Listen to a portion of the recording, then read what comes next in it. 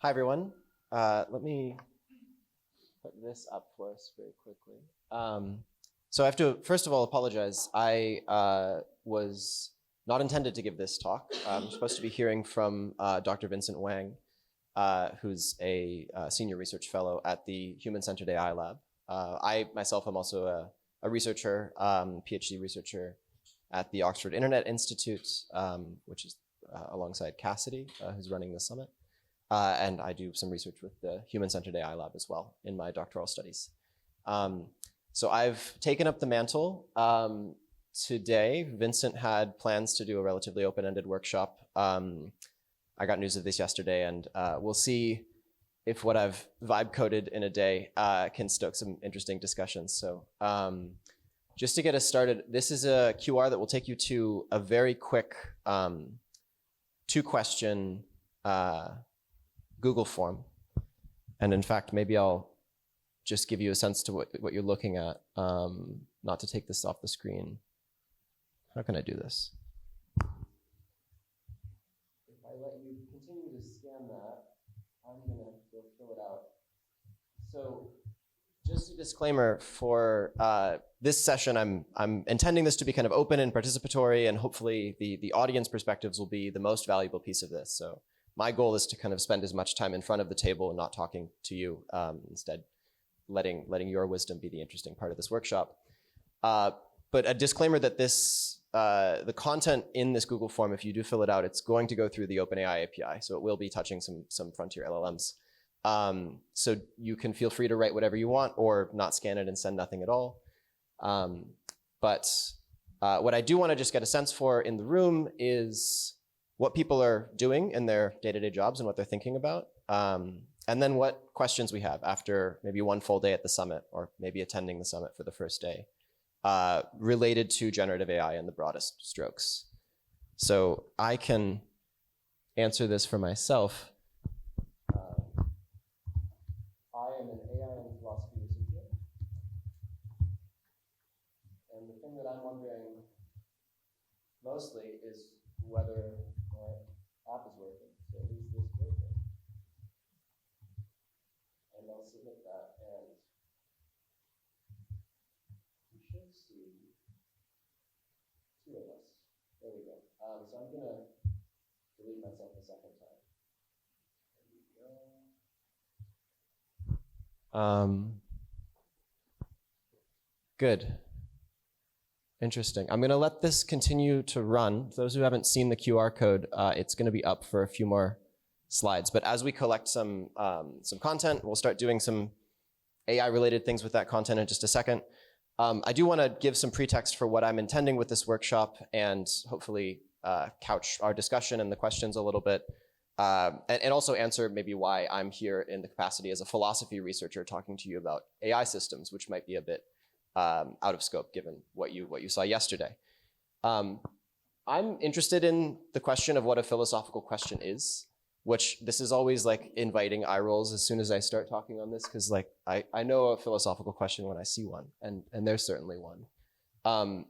We might think that a lot of the content of philosophy as to what the mind is or what exists is not of utmost relevance to AI, specifically not AI in commercial practice.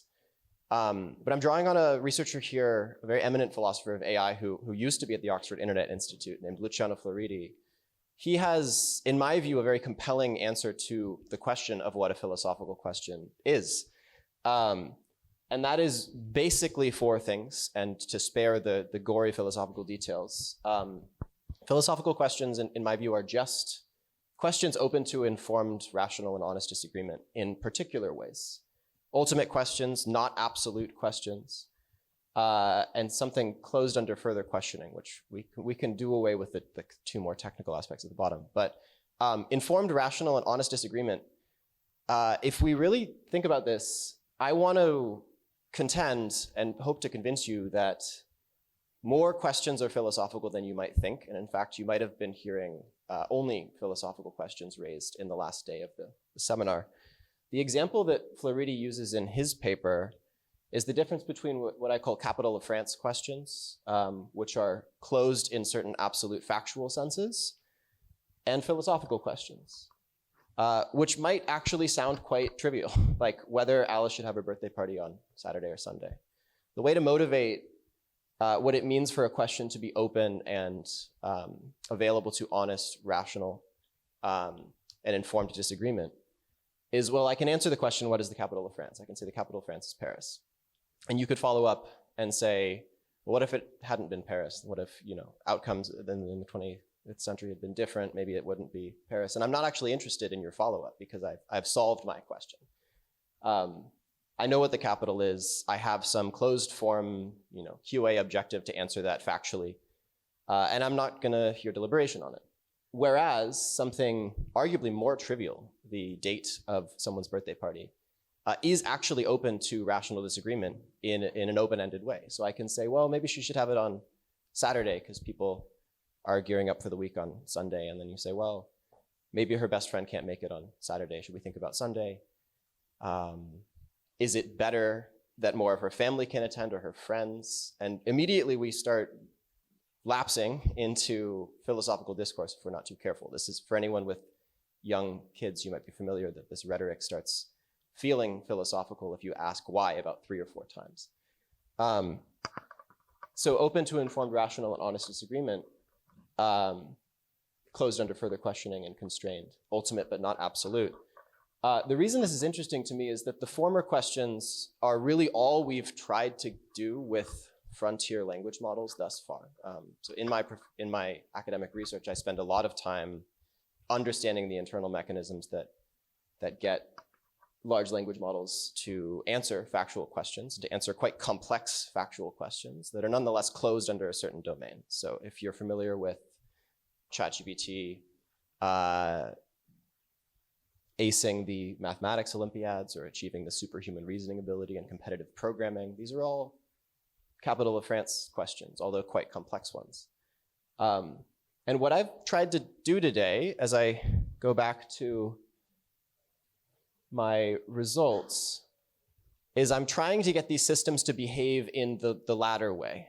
And we're gonna see how well we've done. I'm relying on some theory that we've been developing inside the Human-Centered AI Lab to kind of get this done.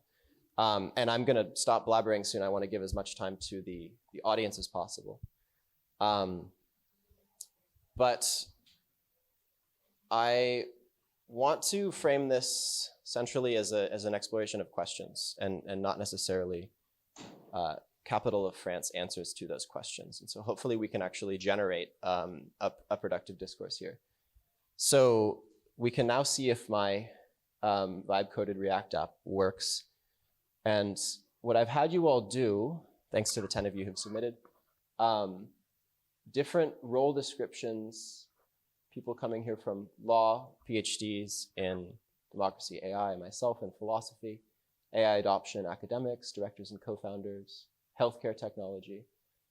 I'm gonna let GPT see that. That's still up for me testing the app to make sure that I'm not spending too much of my student stipend on APIs.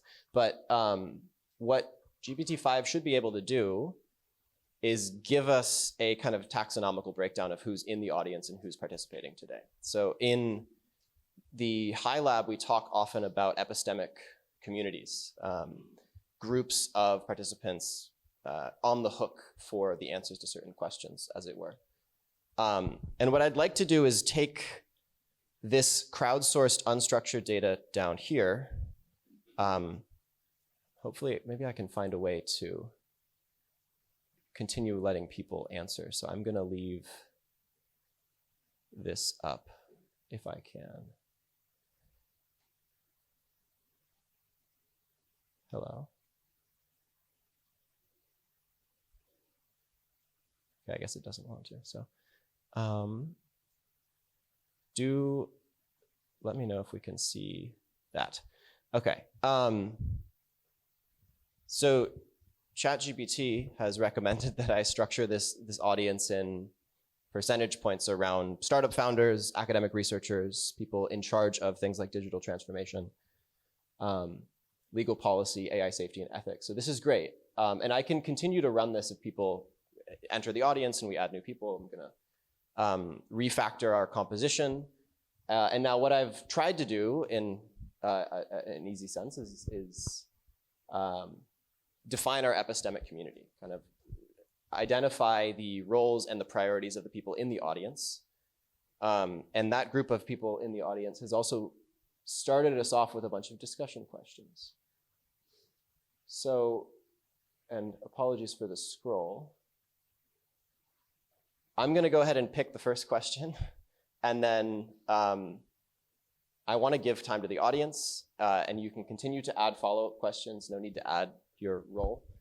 But if I ask whether this is the end of humanity, what I want the AI to do now is give me some follow-ups.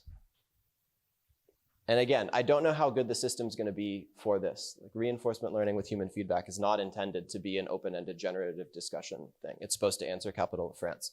But what I want to do is try giving us leads to the questions this audience has that might actually be informed by the expertise present in the audience. So if we can try and have an open discussion, and please do feel free to ask follow-ups. Hopefully, we'll experiment. We'll see if GPT can stoke some conversation, and then I'll, at some point, take back over and talk through what I'm thinking about here. But mostly, I want to see if we can generate some interesting conversations. So I think we have mics for audience participation. Cool. So I guess I can ask a question or a meta question, which is, if anyone wants to opine about this stuff, has been thinking about it, or wants to tell me whether you see yourself represented in one of these, colored buckets and find this useful, please, yeah. Yeah, so I'm in the AI safety net. I'm in the AI safety networks bucket. So I spent a reasonable amount of time thinking about whether or not to get implemented. I didn't ask this question, but it's certainly relevant thing to think about. And I think even in positive futures, I would say it's definitely the end of humanity as it has been. I certainly think that in the next 5 to 10 years, at the point where AI can just do anything a human can, inevitably people will need to find other reasons to be motivated in their lives.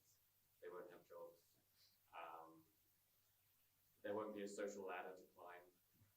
So it's like, even in those positive futures where there's no disease, there's no hunger, how do people find reasons to be motivated to do things in their life?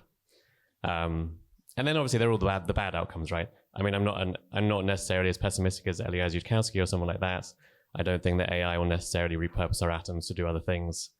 But certainly, I think that if we develop superintelligence using anything like the methods that we're developing current AI with, there's no reason to think that it will be aligned with our goals and our desires, and it will have the capability to achieve whatever it wants, regardless of what we want.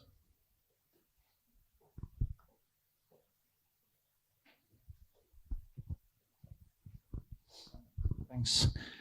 I'm in a startup founder bucket. The questions you ask are kind of cyclical. I mean, I'm a student of history. These questions have been asked throughout.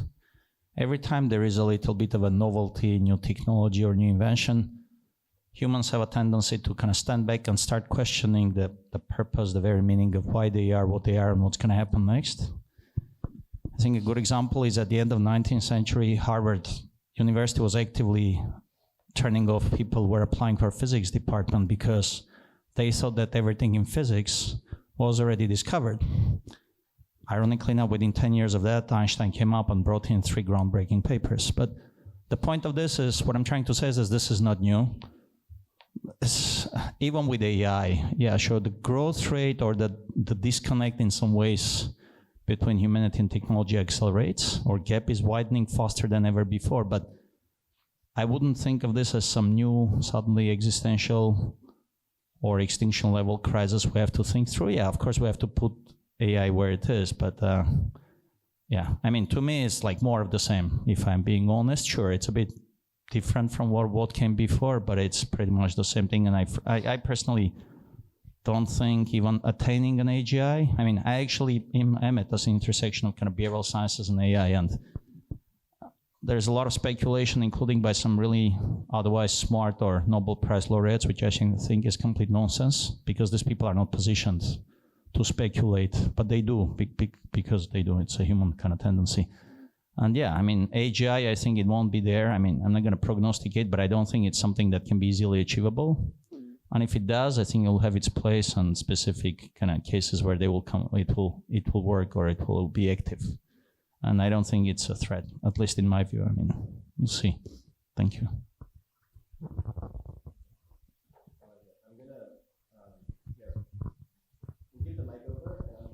Try something.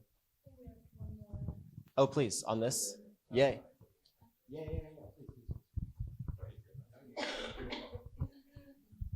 Yeah, I just wanted to clarify where the disagreement was. Is it in the statement that you think that at some point we'll have AI that it can basically do any cognitive labor that a human can? Do you think that will happen? I don't think everything. I think a lot of, I mean, I'm speaking from an induction perspective. Right now, it seems like most of the, let's say, things which can be automated easily, which do not require a lot of contextual understanding of things, could be done by AI, are being done by AI as we speak, right? Everything from generating, let's say, financial reports to automating trades, et cetera, et cetera. If you're asking me if, for example, AI can suddenly carve out of a stone a Michelangelo, I think some of that is being done as well, to an extent. I think the higher functions requiring imagination, creativity, and stuff would potentially, I mean, in theory, they could be achieved by AI, but you're talking about 10, 20, 30-year horizon, not now, not even close. Okay. In theory, I'm saying in theory. That's interesting. So how do you define creativity? You're asking a very difficult question. I don't know how to define it. I can think about it, but like this on the fly. I mean, I can propose a definition, which is that creativity is something like coming up with a low probability idea, so an idea that not many people would have, that is good, right? You get 1,000 people in a room, you ask them about a TV show idea, there's going to be lots of shows about superheroes. It's a good way to define low probability idea.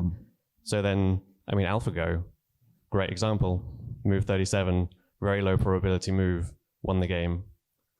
Yeah. I think that is definitely the definition of creativity. Now, it's a small domain, right? Go is not the same as everything else. But I think that we have existence proofs of AI being creative already.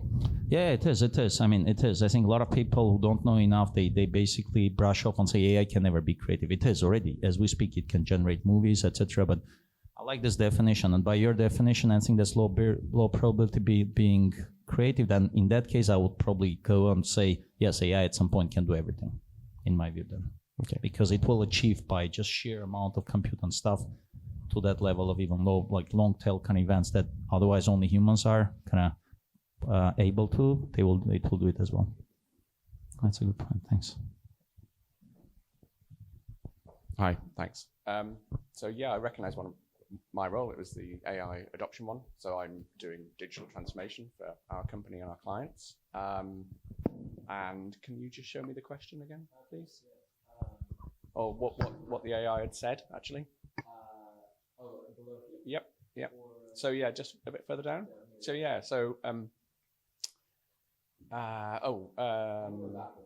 yeah, let's go backwards. Yeah, that's it. There you go. So that I recognize the top one, and it talks about productivity gains, and I think that's one way to see it. I think there's productivity gains and there's also capability gains. So what would I do? What am I doing around workforce reskilling? I'm getting people to focus on the value of the human and what it means to be a human and how AI is a tool. And I think the creativity debate's interesting. Yeah, sure. I look at something that AI is creative, it's great. But I look at something a human's created and it's a different experience. And an AI doesn't know what it feels like to see a tree, to wake up on an October morning and see the sunrise, you know? There's value in the human experience. And I don't think it's the end of humanity. I think it's maybe an opportunity for humanity to recognize the value in being human, to take away the things that humans spend time sludging through. Take away the drudgery and let humanity shine. Thanks. Yeah, curious, because this is an opinion on creativity then, that there's something about the human subjective experience. So then I'm curious about move 37, is it 37? Yeah, unprecedented move in the game of Go to beat Lisa Dolan, that's an AI system. Is that creative if there's no subjective experience?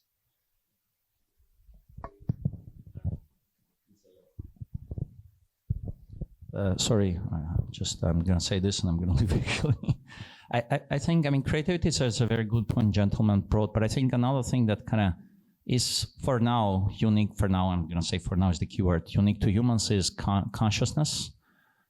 Consciousness, and we can discuss this offline, but at the moment AI, and I'm not talking about the superficial awareness, meta-awareness and stuff, the moment AI has truly, because mind is, we don't know exactly the mechanism, but we all agree that it's an emerging property. AI hasn't achieved that. Yeah, you can ask ChatGPT who you are and it will tell you this, and there's a bunch of movies like iRobot that can tell you this, but true consciousness and self-awareness isn't there, right? And now recently AI has been now proven to lie, right? And this is by design, but that's probably step 0 towards being conscious, because AI is becoming a little, I don't want to say aware, it's very loaded now, but the moment there is awareness, which comes from consciousness, self-awareness, I think that's where you probably want to think Terminator, maybe not as doom and gloom, but yeah, that's the part. When there is an emerging property of consciousness, which is, I think, still not there, and it's not going to be there again. I'm happy to be proven wrong if anyone has an idea, but I think the moment that's there, then you can think of potential threat, but before that's there, I think everything else, even if AI does all the jobs and everything, great.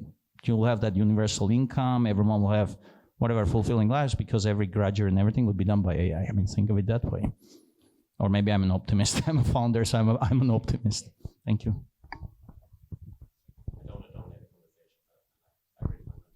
This topic interesting, sorry.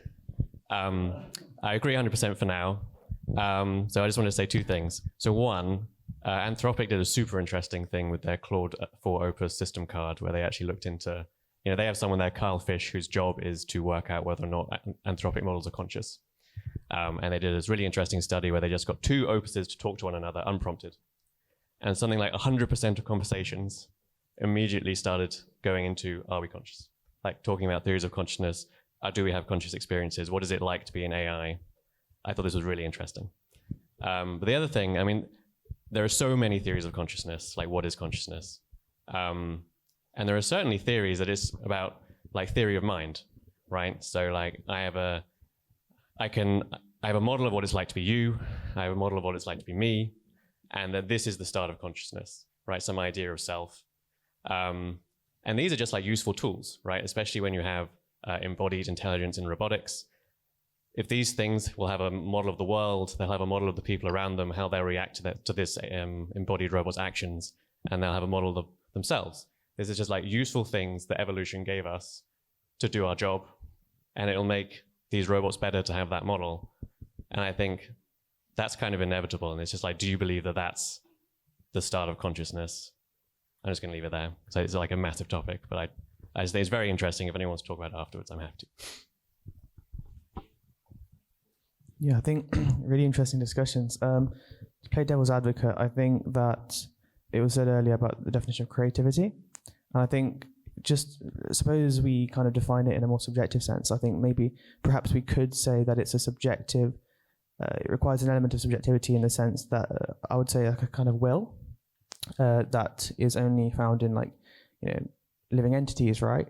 And perhaps it is contingent on a sense of will which requires effort, and perhaps one's extent to which they put in a certain amount of effort may change the nature of how something is in a creative sense. For example, suppose we have a hypothetical world where you have like a million Picasso paintings that just come out of the thin air, whatever, right? In one sense, that doesn't seem to me like creativity. I know the low probability thing, but absent putting that aside, I feel like there's a sense of effort or will behind that which is creative in order for it to be considered creative. You know, you see someone, an artist, painter, who's come up with something, and you say, "Oh, wow, that's creative," and then you do kind of reverse engineering, like you go through the steps on how did they get to that, and then you're like, okay, he went through a process of deliberation, and that process of deliberation was kind of logical and rational, and that process of logicality and rationality is derived from a kind of will and autonomy, which isn't present in these systems. And for me, that is perhaps the hallmark of what differentiates, or what is salient about the difference between creativity from a system, like an AI system, versus a human or a living entity, is that element of will. And perhaps there's some counterexamples. It's something that I could, discuss thoroughly, of course. But intuitively speaking, and maybe it's something we could roll with, I do think that that's what is the difference, or one aspect of creativity that could maybe at least conclude why creativity is much more important to humans than it is to systems like AIs. The debate seems to be about, in terms of the end of humanity, what is AI consciousness and what will happen if and when AI does become conscious. What does that look like? What does that moment or the moments after it look like for humanity? Do we just cease to exist? No, of course we don't. We're all, there's an argument, or there's a theory there that AI will have it in for us, but if it doesn't, what happens? We don't just go away. We're still humans. We still have to exist. So for me, the question is ignoring what do we want as a species? What does humanity want from itself? What do we want to be? I think a big part of it with consciousness comes with what's going on in my head and why, and what's going on in another person's head and why. We have models about what we think and how other people think, but that's why we have relationships. There's a connection there. We're not going to lose that as humans. I think I'm in the same boat as you. I'm like, you watch all the movies, but what comes out of all the movies is humans persist, right? We will find a way to be creative. We will use the tools that are there to be creative. Even in the Terminator, we were destroyed by the robots, but we found, time travel by using tools, and we came back to try to solve problems. So we find a way to exist no matter what, because we're like a virus kind of thing. So I think, our world is going to change. Is it going to change drastically in 5 to 10 years? I don't think so, because I believe humans just can't handle that speed of change, and they're not going to change their lives that much. Roles will change. People who adopt AI, will take over roles from people who don't know AI. We might have robots in our house, which will be amazing, so I don't have to do chores. Our lives will get different, but I don't think in my lifetime I will see like the Terminator happen and the end of humanity happen kind of thing. I don't think we have the compute power yet to do any of this. We're not going to go away. There's still, in the Terminator, the pockets of humanity, and they're still being humans. They're still having relationships, making art, making music, having philosophical conversations. We might have people who go lazy and they sit in their chair, they control all that from their chair, and they never leave. I forget which Bruce Willis movie that was, but somebody will be around. Huh? Yeah. Wall-E too. Yeah. I just wanted to push against this idea that humanity ending has to be via killer robots or things like that. Just a thought experiment. We already know that AI are getting much better at forecasting, right? At some point, there will be a device, you can just put it on your ear, and whenever you need to make a decision, your AI is going to give you advice. And maybe the AI doesn't guarantee that this is the best thing that you could do, but maybe it can guarantee that it's better than anything you would do, right? And so that if you listen to this AI, you're going to be happier doing what it tells you to do than, whatever it is that you may have decided to do independently. Not just our bosses, no. It's at some point you just stop thinking independently. You just listen to this thing, you just do what this tells you. And it's to me, that's the end of humanity, right? At the point where humans are no longer thinking independently, we're no longer really making decisions on our own. And we just have this incredible forecaster that's just telling us, if you do X today, you're going to have a great day. I hate being told what to do, let alone buy a machine. So. But don't we have that kind of happening already? I'm going to talk about my country. kind of thing. You got a lot of crazy people right now who are just telling these people, go into your face. They're just listening to what they're being told. They're doing it. They're like automatons already. Humans do that already.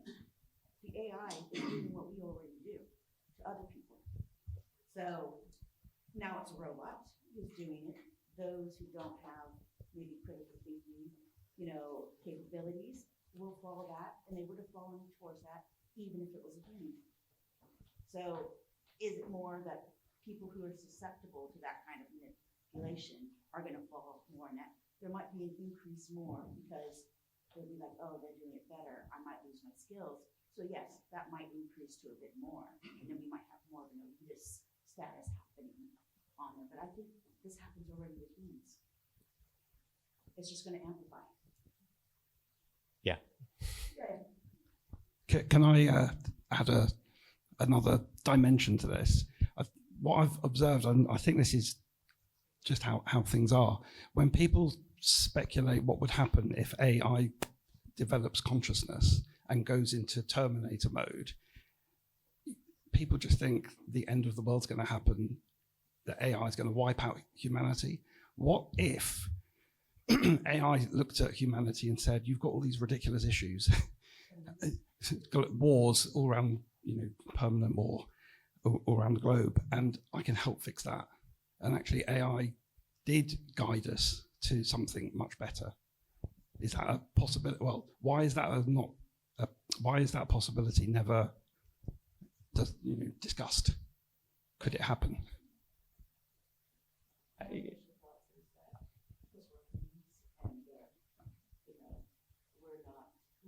You can see code that we came together for a short period of time, but then we've all gone back to our own moments. Sure. On that. So I think that's probably There's probably always I think there's a human psychology which I don't know, it kind of really focuses on negative because that's what we want to avoid to survive. But it's maybe AI doesn't have that built in. It develops consciousness and it really helps. So in this future where AI is conscious, do you give them moral rights? Yeah, I don't know. Your argument was predicated on it and one AI, whereas actually you use the word them. What if it's them? What if it's a them and not it? Maybe Sure. one's a benevolent AI. Yeah. Maybe another one isn't so benevolent. Just as a sort of side comment, I don't know if anyone here has ever read any Ian M. Banks sci-fi, but he has a whole universe of AI, well, call it AI minds, who do exactly that and communicate with each other just theoretically to benefit the rest of the universe. So I think maybe there's another sort of dimension to this as well, which is everything always seems to lead to sci-fi. We're trying to kind of recreate sci-fi based realities. Can I just, for just a moment, if you're gonna, the Q&A is really brilliant. I've got a question I wanted to ask, but more as a technical thing, because it's being recorded, this conversation is really good, but if you don't get the mic, it's not recorded, so you're gonna miss you. So if you're gonna talk, I'm gonna send around as many as possible. And just on the side, wasn't this the same when we had navigational satellites? Was it gonna make everybody just listen to the sat nav and no one was ever gonna go their own way? Is this kind of like sitting as about as a tech? They're kind of like, I'm kind of in that same sort of area, but hey, that's just me. That's a I good think question. what's so worrying is that there's always been, a human being has always potentially had value in terms of the work that they could do. And if that's taken away, are we still going to have the rights that we have now? Are the means of production simply going to be owned by a very small number of people who not only are incredibly rich, but are also those who govern us? And if we are redundant, I just worry that our rights are going to erode quite significantly. I mean, if you go back, I'm no historian, but the peasants' revolt, and the sort of consequences of Black Death were that there weren't enough workers, and so they got more right, perhaps not many, but they were able to bargain for higher wages and that sort of thing. I just worry that if we are all redundant, what kind of life are we going to lead? Because what will be the incentive really, to look after us, to have a universal income, to make us still feel empowered as citizens. I just think that's a really worrying issue. And already I think we're seeing that AI is creating more divisions.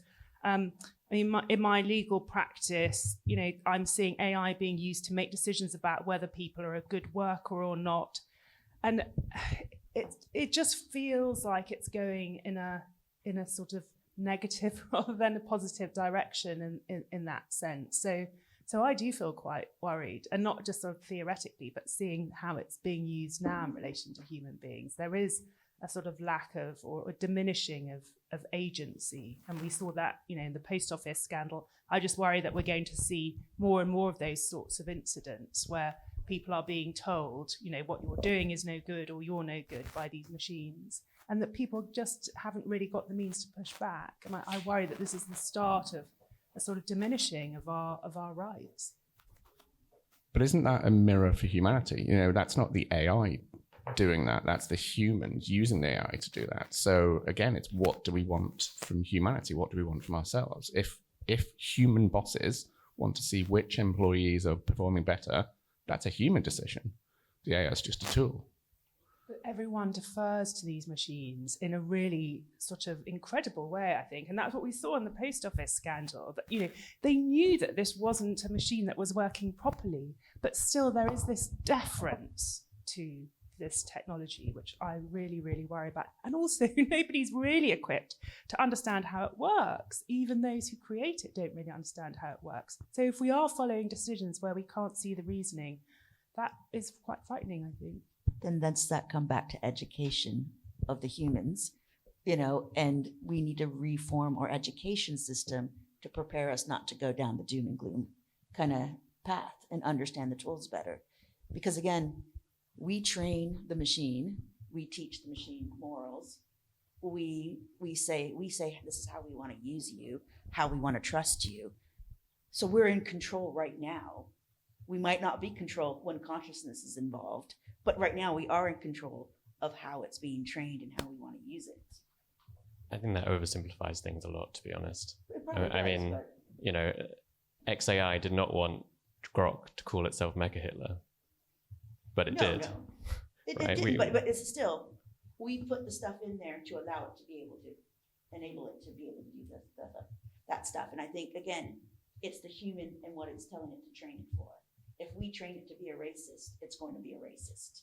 Okay? Yeah, but It might have some consciousness for other things, but again, we are training it to. But I don't think that XAI trained it to be racist. I mean, what they were trying to do is make it like, in Elon's words, less woke, right? Yeah. But what they got was this like incredibly racist, just like horrific thing. And it's like we don't know how to train them. We don't know how to get what we want.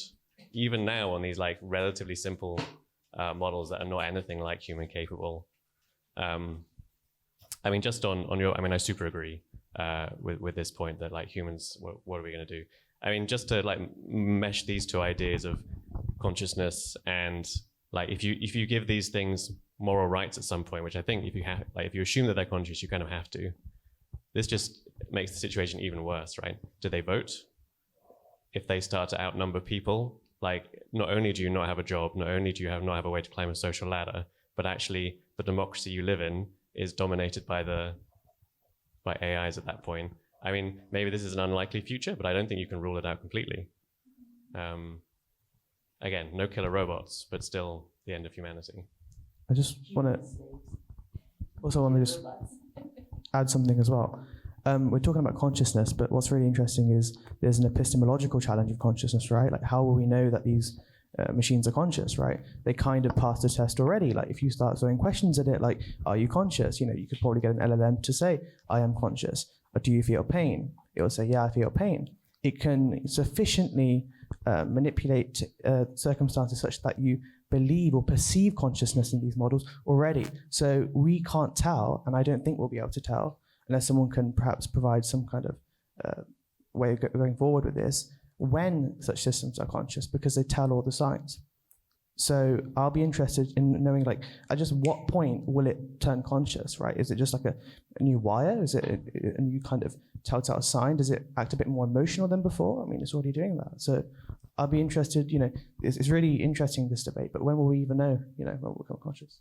Yeah, I mean, I think that thinking of consciousness as an on-off is maybe just not for me anyway, the right model to use, right? Like, are dogs conscious? Do dogs have some element of consciousness? I think that at least I subscribe to theories where consciousness is a spectrum, and that as these models become more capable, they get more like visual and other sorts of feedbacks. Maybe their weights start to get updated online. They will just get more and more conscious as time goes on. And there's no reason to think that humanity is as conscious as something can be, right? Maybe this spectrum just extends all the way, and at some point, AI will be even more conscious. Do you think that humans. such systems are presently like minimally conscious? Do you think they have some awareness or baseline of awareness? Well, as I said, so I super recommend everyone go and read Anthropic's Claude 4 consciousness report.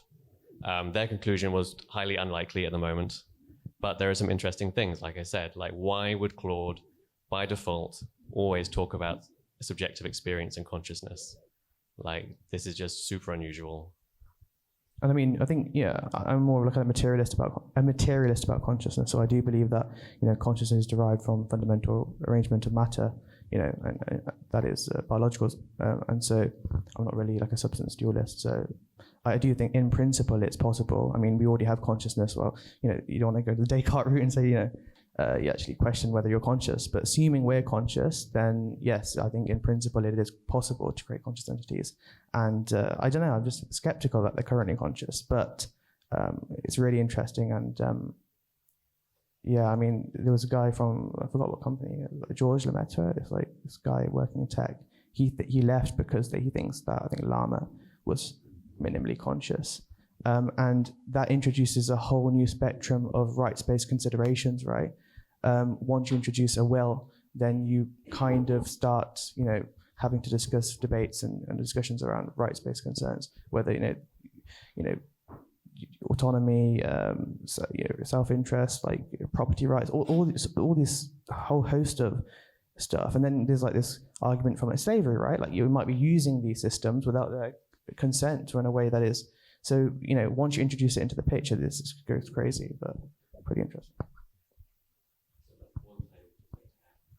Just as like an information note for anyone who's interested in this, there's this company, Elios AI, ELEOS.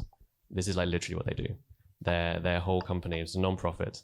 They are trying to do research into AI consciousness and morality around AI. So if anyone's interested in this, I highly recommend just looking them up, maybe even apply for a job with them. They seem really cool. Yeah, that was it. So I'm interested in what our AI philosopher host thinks. Coming back to you, what? You want me to stake out a philosophical position on AI consciousness? Just, are we missing some questions here? I mean, I'm sure there's lots of questions. Oh, we're missing lots of. From your take, what do you? Yeah. I'll take that opportunity to have the floor for a second, because I didn't want to derail the conversation. I've basically just been trying to add all these questions we've had to, so at High Lab we call this an inquiry complex, which is that it's a question first exploration of subject matter rather than a kind of propositional or substance based articulation of a certain point. This is the kind of my meta objective with this conversation. Primary objective is to keep the conversation going, but I'd like us to think of this practice as question-based and not propositional in the same way. I think my axe to grind with AI philosophy is that it's often synonymized with like a particular dogmatic position about something like AI consciousness or the extinction risk or the morality of workplace transformation, when in reality it is a procedural dialectic.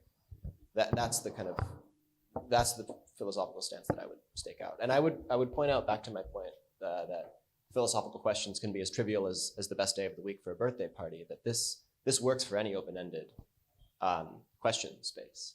And that's what I'd hopefully encourage people to kind of bring back, even if that means, whether you go forward with some strategic transformation or whether you pitch a product for release on a given quarter or not. Like, these are open-ended, deliberative questions that you can engage with AI tools in a more productive fashion. This is the objective, not the question answering aspect of the tools. The proximate answer to your question is like, yeah, there's actually a lot of content here that maybe I can pivot us with our last 10 minutes. Like, we've been on consciousness, creativity. I really liked this question, which is why aren't we talking about actual implementation of cultural and organizational transformation?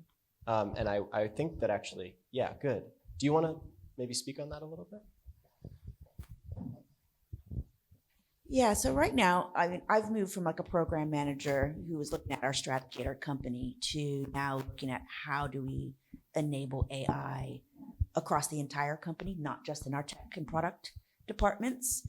And I've never done this before. I've been listening to a lot of podcasts kind of thing and talking to a lot of people, but I'd like to start to know how have other people started their journey and the challenges they've had, what's worked, what hasn't worked, in trying to drive that kind of cultural shift, AI center of excellence, and have they actually seen any kind of ROIs coming from it on productivity? Just so I can have some nuggets and go, am I going in the right path? Is there other elements maybe I should think about and add, or can I learn from other people's failures before I head down the same path? Maybe I can sort of answer based on my software background perspective. So we in the computer science background for a lot of time in universities, they say you'll learn Python, Java, all type of coding. But now one of the big cultural change which we are seeing is the languages, the programming languages become irrelevant. And even what we see in a lot of hackathons is the people who don't know to code sometimes produce the best softwares now because they think clearly, they give the clear prompt and they get the task done. So now I feel really the especially the universities, the computer science department has to really think what skills they need to make engineers. And I still see a lot of job descriptions saying we need Python programmers, we need this type of thing. I think even company needs to start thinking about how they need to hire. And I feel like we are sort of in a way like when this is as big thing as maybe like start of internet, where there was a small group of people who are saying this is not a big thing, this is not going to sustain, and they all are left behind. So one of the things we might need to think is, given this capability and it's going really fast, my question is how we can sort of maybe use this to help people who are struggling to get adapt from, say, for example, there are a lot of small companies who haven't used this technology. So assume that you are really good at the technology. Can you actually partner with them to grow their company? So like any thoughts on that will be really good. I'll just highlight, like, I don't actually know how to write JavaScript, but what I'm doing in the back end here is a 500-line Node application that I wrote at 7 a.m. in like half an hour. So maybe it's the Terminator, but it's also magical. And I love it, and I use it all the time.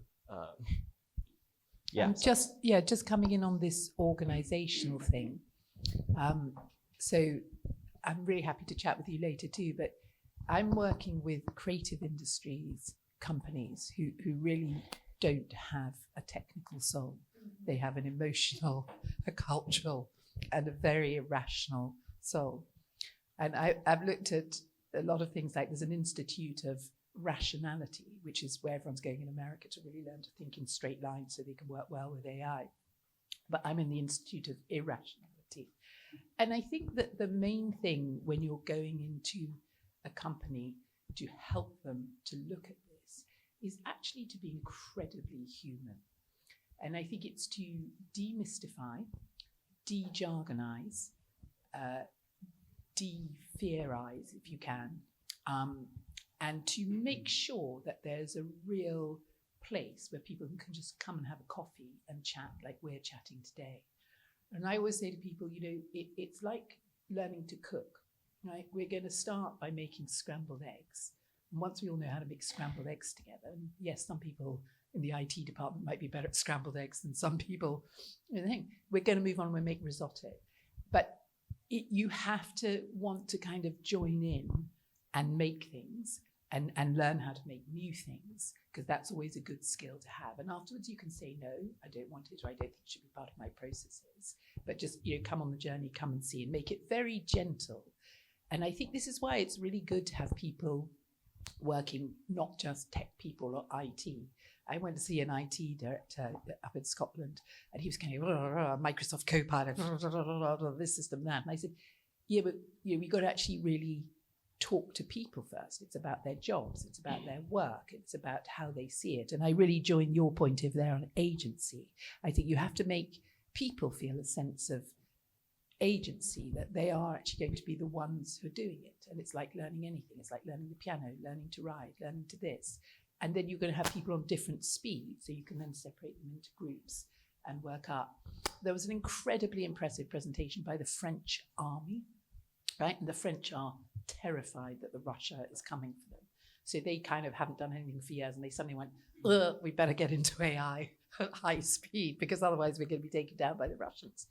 And the French army, has all sorts of, you're not allowed to kill someone with a machine. They've all sorts of kind of really kind of honorable philosophical sort of thoughts in that army that really matter to them. And I think that's important too. You've got to start with the company's culture and then say, do we need to actually change your essential philosophy, your soul, in order to do this? Or can we actually use this to support things that you want to do anyway? And I think it's much better when you can support things that people want to do anyway.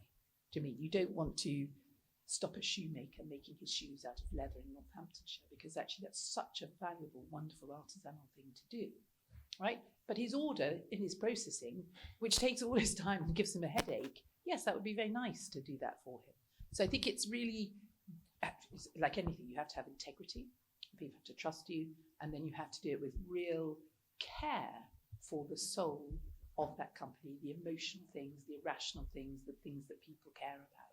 And make that a, make that a joint venture. It's not you coming to impose something, it's you coming to help people do what they love doing and do even more of it. So it's so important to take the time. Oh, that is exactly what I have been seeing in my journey starting, is the people are the hardest challenge, and getting them on board first is where I've actually focused more of my time at this moment of going, that's what we need to do first before we start going too crazy with anything. Because they're illogical, because we have marketing and we have a creative side too, but we have a human resource side, people side, and they're like, what? It's the people, and so it's let the people be the people and do it the way they want to do it individually. But I think also that's the art of sort of storytelling. Do you mean, like, I find that French army thing, they actually got there in 6 months. They transformed their entire bridge in 6 months, to me, which is unbelievable. But they all did it. So every person in the army did it themselves, which is an amazing feat of organisation.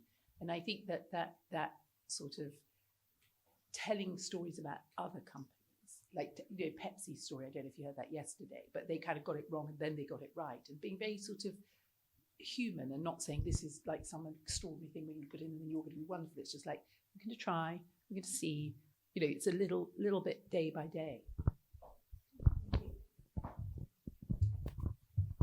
We have a couple more comments, possibly in the back. Yeah. Can we get a microphone back? Yeah. No, I was actually saying something else, but there was a point. Listening to you all as academics and people in the field and stuff, it brings me back. I'm a tech, so, and especially what you were just there saying, I am a musician, and one of the things when you were talking about consciousness, it reminded me the conversation we were having in the music industry about soul, about music having soul, and that computers, AI, which is the same thing, couldn't make music because it didn't feel and it didn't have the soul. And I'm in that camp, but I also have to admit that pieces of music are played and most people wouldn't know whether it was AI, a computer, or human, or a mixture of both. And we've kind of like gone full circle, because now we have programs that actually music, because it's very perfect, but music that we know, organic, the analog stuff isn't. We now have programs that will humanize that computer music to try and make it sound more human. And it comes back to exactly what you've just said. It's about engaging the human. So once we're in control of it, doesn't matter, it just becomes a tool. And my very final point on this is that it's a personal failing. So I used to know all the phone numbers of all my friends, but now I have my phone and they're in my phone. And I now know that there are lots of numbers that if my phone was gone, I wouldn't know a lot of people's phone numbers because I've lost that skill. So it's about making sure that you keep the skills and you use the new tools to enhance your skills. I think that's an absolutely brilliant point, and that's also something that we're saying a lot within the creative industries, is that you don't have to give up what you were doing, right? You just have to also be able to do this. It's not either or, it's a kind of and situation.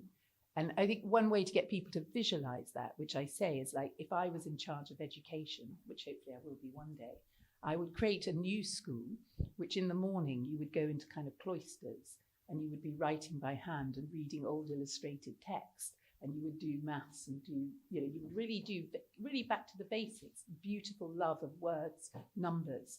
And then in the evening, you would go over to the future school and you would learn how to do things at high speed and all the stuff you just showed. You want to also be able to do that to keep up. And I think that's something really important to get people to sort of visualize in their workspace. Sort of what do you love doing by hand with your brain? And then what is something that you could actually do using a new system or an automated system? And actually, how can we have a mixture of both? So if you're working in fashion, you might always want to have some lovely shoots with models because there's a kind of kinetic energy to that. But when you've got to do 600 versions for countries, you might want to use machines. Actually, nobody likes doing that anyway. So really having a human understanding of process and what matters in process and what doesn't is important. We've got to be very careful people and very good leaders of things that matter, like music. So I actually think in the end it's about leadership and having the best quality leaders in the field that we can have. Great. Do we cut it off there? Can I have a minute or 30 seconds? I'll abuse my power. Yeah, this was great. I'm really grateful for this audience and hope that if I've inspired any meta points. I think what I quite enjoy about this conversation is how diverse our perspectives have been, and that we have very different domain language. Some people can only conceptualize this historical moment in terms of consciousness and soul. Other people have to use KPIs. Other people have to use redress mechanisms. People use alignment targets and technical terminology. But if I can kind of bring anything from this conversation for you, it's that I have found this kind of question-oriented attitude quite useful for bridging these different worlds. And I thank you all for the conversation. So thank you.